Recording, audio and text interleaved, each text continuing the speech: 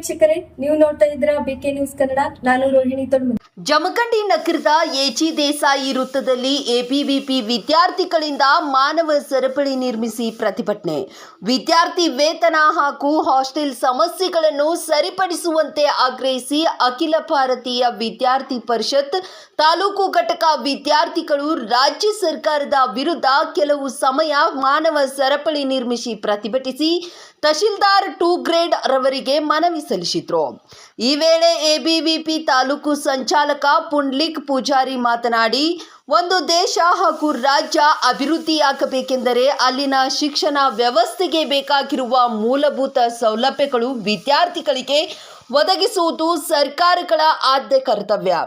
ಗ್ರಾಮೀಣ ಬಡ ಪ್ರತಿಭಾವಂತ ವಿದ್ಯಾರ್ಥಿಗಳು ಶಿಕ್ಷಣದಿಂದ ವಂಚಿತರಾಗಬಾರದು ಎನ್ನುವ ಕಾರಣಕ್ಕೆ ಹಲವಾರು ಯೋಜನೆಗಳನ್ನು ಜಾರಿಗೆ ತರಲಾಗುತ್ತಿದೆ. ಆದರೆ ಅವುಗಳ ಸಮರ್ಪಕ ಅನುಷ್ಠಾನವಾಗದೆ ವಿದ್ಯಾರ್ಥಿಗಳು ತೊಂದರೆ ಅನುಭವಿಸುವಂತಾಗಿದೆ. ರಾಜ್ಯದಲ್ಲಿ ಆಡಳಿತ ಮಾಡುತ್ತಿರುವ ರಾಜ್ಯ ಸರ್ಕಾರ ವಿದ್ಯಾರ್ಥಿಗಳಿಗೆ ಸರಿಯಾದ ಹಾಸ್ಟೆಲ್ ವ್ಯವಸ್ಥೆ ಹಾಗೂ ವಿದ್ಯಾರ್ಥಿ ವೇತನವನ್ನು ನೀಡದೆ ಬಡ ಪ್ರತಿಭಾವಂತ ವಿದ್ಯಾರ್ಥಿಗಳಿಗೆ ಅನ್ಯಾಯ ಮಾಡುತ್ತಿದೆ ಎಂದು ಆರೋಪಿಸಿದರು. ಇದೇ ವೇಳೆ ಪ್ರತಿಭಟನೆಯಲ್ಲಿ ಎಬಿವಿಪಿ ನಗರ ಕಾರ್ಯದರ್ಶಿ ಪರಶುರಾಮ್ ಜಿಟ್ಟಿ, ಸಾಮಾಜಿಕ ಜಾಲತಾಣದ ಸದಸ್ಯ ರಾಕೇಶ್ ಗುರವ್, ಸಾಗರ್ ಉಪಾಧ್ಯಾಯ, ಶೀತಲ್ ಆಲ್ಗೂರ್, ಈರಣ್ಣ ಬುದ್ನಿ, ದರ್ಯಪ್ಪ ಬಾಳುಚಿ, ಸಿಕ್ರು ನ್ಯಾಮಗೌಡ್, ಶಿವಶಂಕರ್ ಗೊಗ್ಗನ್ನವರ್, ರೋಹನ್ ಸಿಂಧೆ, ಪ್ರಜ್ವಲ್ ಎಮ್ಮಿ, ಸಂಗಮೇಶ್ ಪೂಜಾರಿ ಹಾಗೂ ಪ್ರಜ್ವಲ್ ತಾವರೆ ಮತ್ತು ರವಿ ನಾಯಕ್, ವೀರೇಶ್ ಮಠಪತಿ ಸೇರಿದಂತೆ ಅನೇಕರು ಭಾಗಿಯಾಗಿದ್ದರು. ವರದಿ ಕಲ್ಯಾಣಪ್ಪ ಎಸ್ ಬಾಂಗಿ.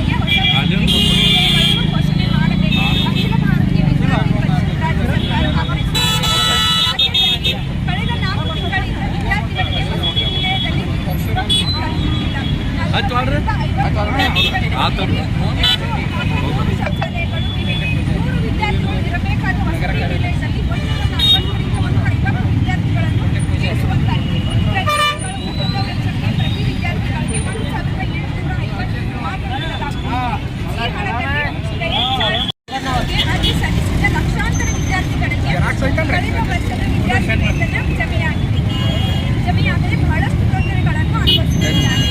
ಕಾರ್ಮಿಕರ ಮಕ್ಕಳ ವಿದ್ಯಾರ್ಥಿ ವೇತನವನ್ನು ಕಡಿತಗೊಳಿಸುವುದು, ವಿದ್ಯಾರ್ಥಿ ವೇತನ ಸರಿಯಾಗಿ ಜಮೆಯಾಗದೆ ಇರುವ ರೈತ ವಿದ್ಯಾರ್ಥಿ ನಿಧಿ ರದ್ದುಗೊಳಿಸುವುದು ಹಾಗೂ ಇನ್ನುಳಿದ ವಿದ್ಯಾರ್ಥಿಗಳ ವೇತನವು ಸರಿಯಾಗಿ ವಿದ್ಯಾರ್ಥಿಗಳಿಗೆ ಜಮೆ ಮಾಡದೆ ವಿದ್ಯಾರ್ಥಿ ವಿರೋಧ ಕೌಶಲ್ಯಗಳಿಗೆ ಪ್ರವೇಶಾತಿ ನೀಡಬೇಕು.